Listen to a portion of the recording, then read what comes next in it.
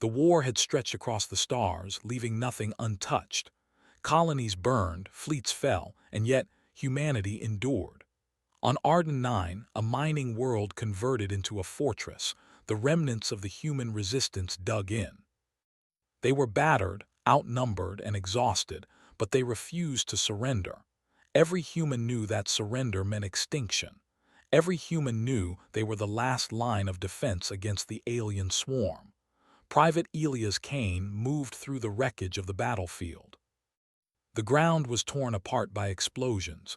Craters marked where alien war machines had fallen, and human bodies lay scattered, some still moving, most not. Smoke and dust choked the air, making every breath a struggle. His uniform was torn, his armor scorched, and blood, his own and that of others, covered him in places. But he moved forward, weapon ready, senses alert. He had been left for dead twice already. The first time, an alien ambush had trapped him and his squad in a collapsing tunnel. By the time rescue came, everyone had assumed he was crushed beneath the rubble. But Elias had clawed his way out, refusing to die in the dark. The second time, he had fallen from a ridge during a firefight, hit by a plasma blast that should have ended him. Somehow he had survived, crawling across the battlefield, hiding when necessary, striking when he could. The aliens were ruthless, calculating, and far more numerous than the humans.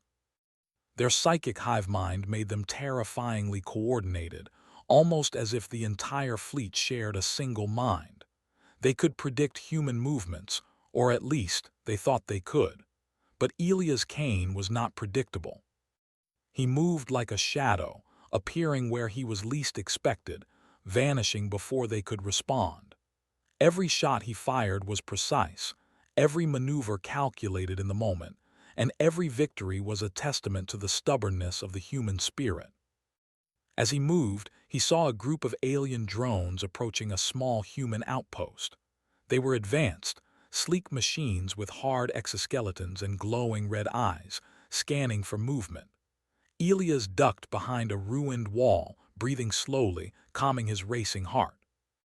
He waited until the drones were directly above the outpost, then he fired.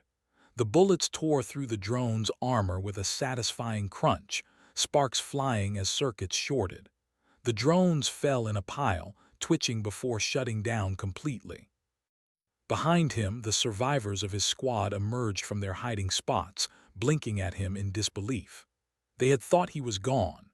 They had thought humanity's last hope had perished in the rubble. But here he was, alive, unbroken, leading them through impossible odds.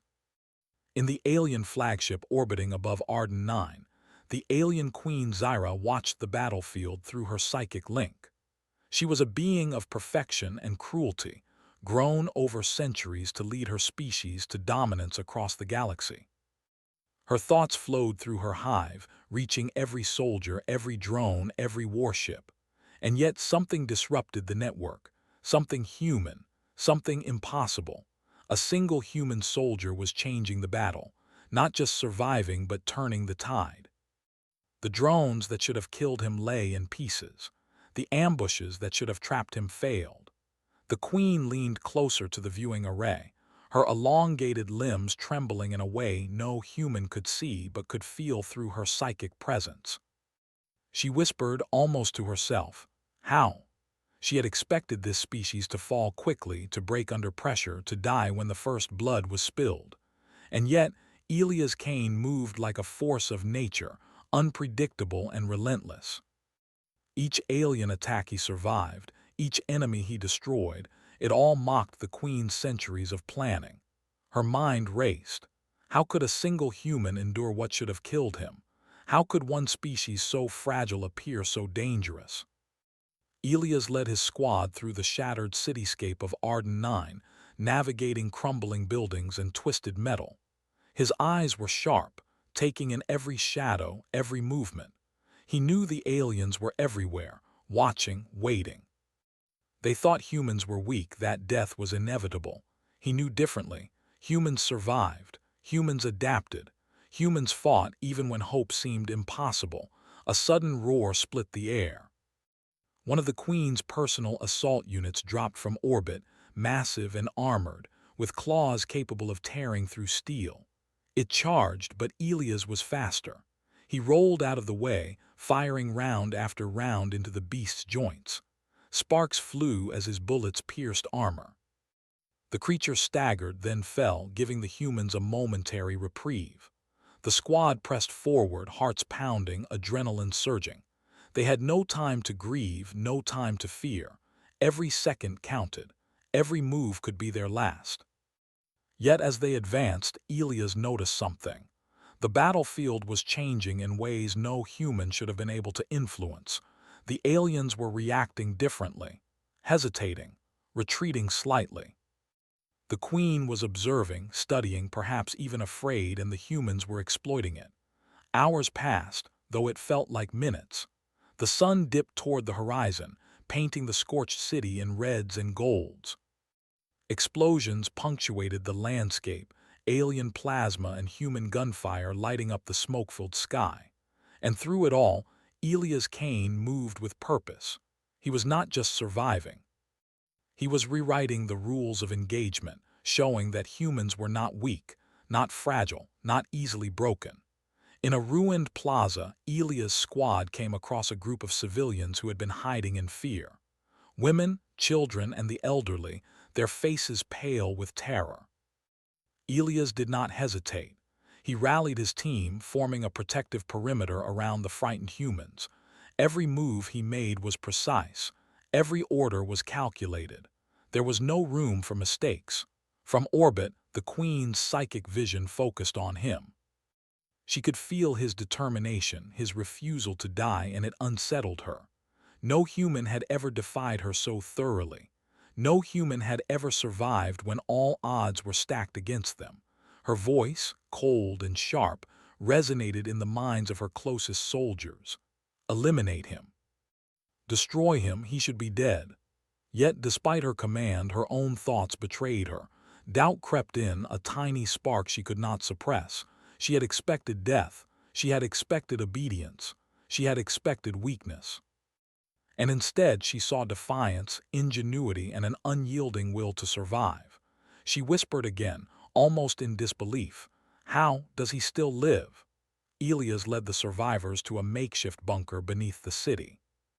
Inside, the walls were reinforced with scavenged metal, and the humans set up a temporary command center. They were tired, hungry, and injured, but their spirit was unbroken.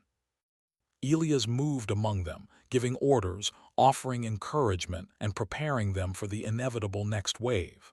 Night fell, and the aliens did not retreat. Instead, they adapted, their sensors scanning the city with increasing intensity. The humans could hear the hum of alien engines, the occasional crackle of plasma weapons from above. Fear was a constant companion, but it did not dominate them. They had faced impossible odds before. They would do it again. Elias stood at the edge of the bunker, looking up at the stars. He thought of Earth, of the planets they had lost, of the families scattered across the galaxy. And he thought of the humans who remained, fighting not because they had to, but because they could not allow fear to win. Humans fought for survival, for pride, and for each other. Suddenly, a psychic shockwave pulsed through the city. The Queen had arrived in person. Her presence was overwhelming, a combination of power, intellect, and malice. The humans felt it in their bones. Every nerve screamed in warning. Yet Elias did not flinch. He stood taller, gripping his weapon, ready to face whatever came next. From her vantage point, the Queen observed him directly. He was alive, standing, breathing, and unbroken. He had survived what should have killed him, and for that she could not hide her astonishment. Her whispers filled the psychic network, carrying both rage and disbelief.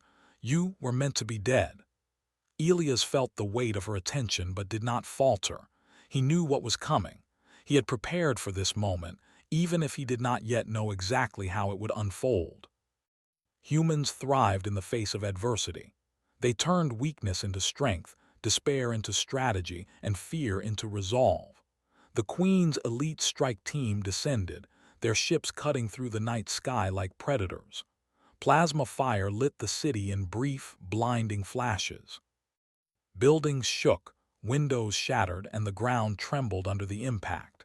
Yet Elias and his squad moved with precision, using the city's ruins as cover, ambushing the alien forces at every opportunity.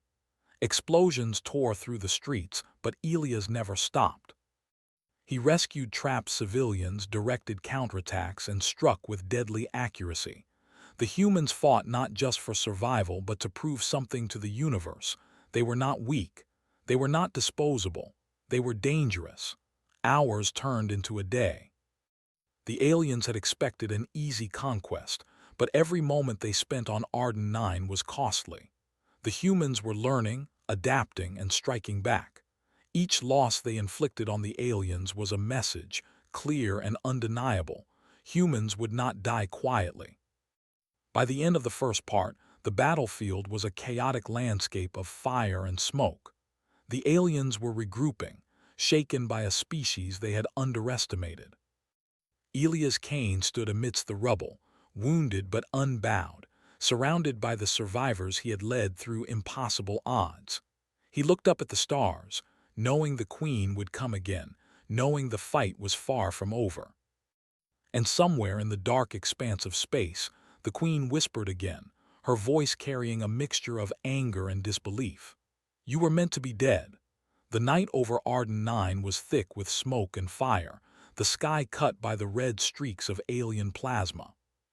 The humans had survived the initial assault, but the war was far from over. Every building bore scars, every street was littered with debris, and yet the survivors moved with purpose. They had a leader, a symbol, a soldier who refused to die, Elias Kane. Elias gathered his squad in the ruins of a collapsed command tower. The floor was cracked beneath their feet, walls scorched from recent bombardment, but their spirits were unbroken. "Listen up," Elias said, his voice calm but commanding, cutting through the chaos. "We've already proven we can survive their attacks. Now we show them that humans do more than survive. We fight back." He pointed to a map, scratched hastily into the concrete floor with a piece of broken metal. Red marks indicated alien positions, blue marks for human survivors. "They think they can overwhelm us with numbers. They think fear will break us. They are wrong. Every one of them will learn that humans adapt, humans endure, and humans will not die quietly." The squad nodded, their eyes reflecting the flames outside. They had followed Elias through impossible odds, witnessed him rise from the dead twice, and now they believed in more than survival. They believed in victory. Above, the Queen watched from her flagship, her presence filling the psychic network. She had sent her elite strike team to capture Elias, but they had failed. His survival was an anomaly, an impossible variable that defied her calculations. Rage and disbelief coursed through her as she focused on the planet below. "You were meant to be dead," she hissed into the void, but Elias was not dead. He was standing, breathing, and preparing to defy her again. Elias knew the Queen would come herself. He expected her. He had studied the battlefield, understood the terrain, and planned for every possibility. Humans did not panic in the face of danger. They calculated, improvised, and struck with precision. He would make her learn that lesson the hard way. The first sign of the Queen's arrival was a tremor that shook the ground like an earthquake. Alien dropships cut through the sky, their massive forms casting shadows over the ruins. The humans braced themselves, ducking behind cover, readying rifles and improvised weapons. Elias signaled, and the squad split into positions, each man and woman knowing exactly where to fire, when to move, and how to protect the civilians scattered among them. The Queen descended, towering over the battlefield in her bio-armored suit, glowing with alien energy. Her voice resonated in the humans' minds, cold and sharp. "You were meant to die." Elias did not flinch. He looked up at her, his eyes calm, almost defiant. "I was never yours to kill," he said aloud, though he knew she could hear him. Humans did not fear death. They feared only failure to survive. The battle erupted in full force. Plasma bolts seared the air, metal and concrete exploded under alien fire, and human rifles echoed with deadly precision. Every human movement was deliberate. They did not run blindly. They adapted. They lured the alien strike team into traps, rigging collapsed buildings with explosives and creating choke points that amplified their small numbers. Elias moved like a phantom across the battlefield. His rifle never missed. His hand never shook. He rescued civilians trapped under debris, directing squads to secure positions while he confronted alien warriors head-on. He was not just a soldier.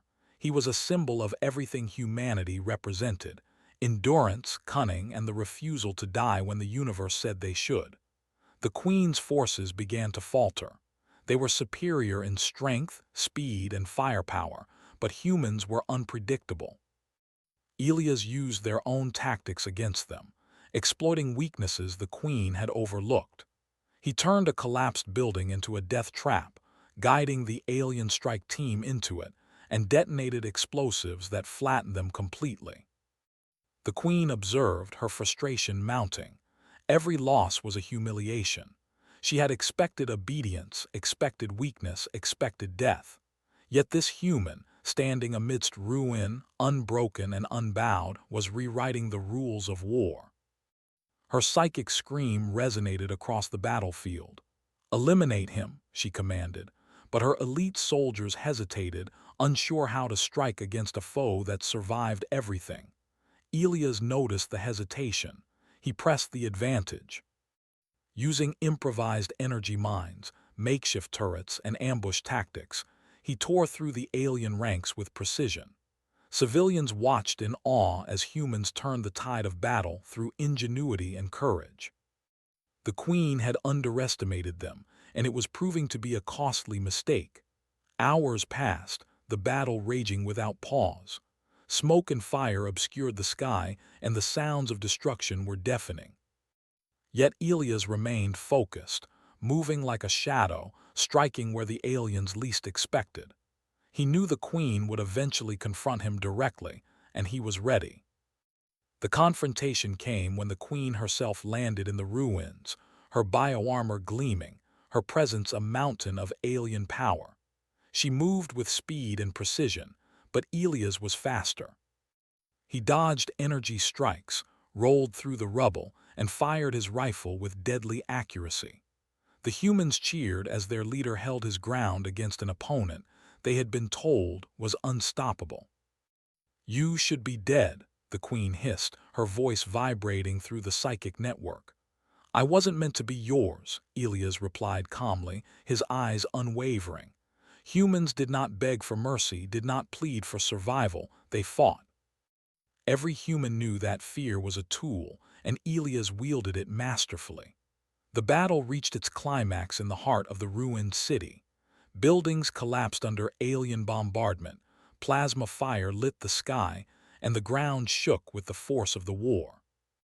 Elias used every advantage, every lesson learned from previous fights, and every human instinct to turn the battlefield into a trap. The Queen's soldiers fell, one by one, unable to adapt to the unpredictability of human tactics. Elias faced the Queen directly. She towered over him, her armor pulsing with alien energy, her presence suffocating in its intensity. Yet he did not flinch. He studied her movements, learned her rhythm, and waited for the perfect moment. With a precise strike, he exploited a weakness in her armor, disrupting her energy shield and throwing her off balance. The humans surged forward, attacking with everything they had. Civilians armed with scavenged weapons joined the fight. Every shot fired a statement. Humans did not surrender. They did not die quietly. They adapted, they fought, and they survived. The Queen roared, a sound of rage and disbelief, as Elias pressed the attack. Every move he made was calculated, every strike deliberate. He used the environment, the rubble, and the human determination around him as weapons.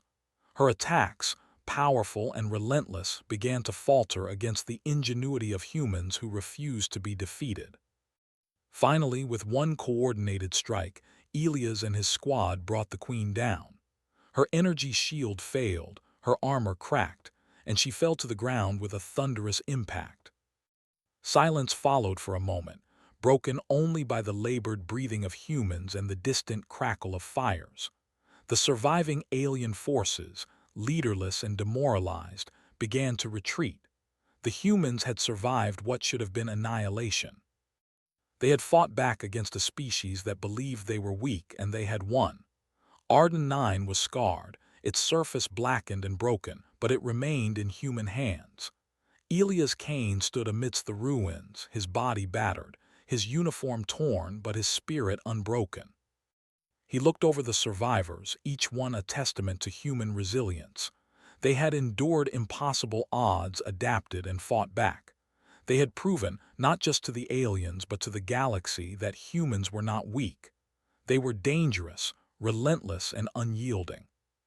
From orbit, the remnants of the Queen's fleet watched in disbelief. Their calculations had failed. Their tactics had been insufficient. They had underestimated a species they thought fragile, predictable, and disposable. The psychic echo of the Queen's final words lingered in the void. You were meant to be dead. But humans did not die quietly. Humans did not bow to fear. Humans endured, adapted, and triumphed against impossible odds. And Elias Kane, the soldier who should have been dead twice over, became the embodiment of that truth. As dawn broke over Arden 9, smoke rising from the ruins, Elias walked among the survivors. He helped a child find her mother, guided civilians to safer areas, and checked on his squad. Every human he touched, every life he saved was a victory, not just for survival but for the spirit of humanity itself. He knew this was only the beginning. Other battles would come, other enemies would rise, and other worlds would face the same test. But humanity had shown its strength, and the galaxy would remember it. They had faced the impossible and had not only survived, they had won. The story of Arden 9 would spread across stars, carried by those who had seen the impossible and lived to tell it. And somewhere in the distant reaches of space, the psychic whisper of a defeated queen would echo, a reminder of the species that refused to die. You were meant to be dead. But Elias Kane and the humans of Arden 9 had proven that being meant to die was not enough. Human will, ingenuity, and resilience could defy fate itself. The galaxy had learned a truth that day: never underestimate humanity. And for Elias, as he stood amidst the ruin, the sun rising behind him, he felt something rare in the midst of war: hope. The hope that humanity, scarred but unbroken, would continue to fight, continue to endure, and continue to rise no matter what the universe threw at them. Humans had survived the impossible. Humans had triumphed over a queen who believed they were weak. And humans would continue to endure, adapt, and fight, because that was what humanity did. That was what Elias Kane did. That was what Arden 9 and the human spirit had proven to the stars.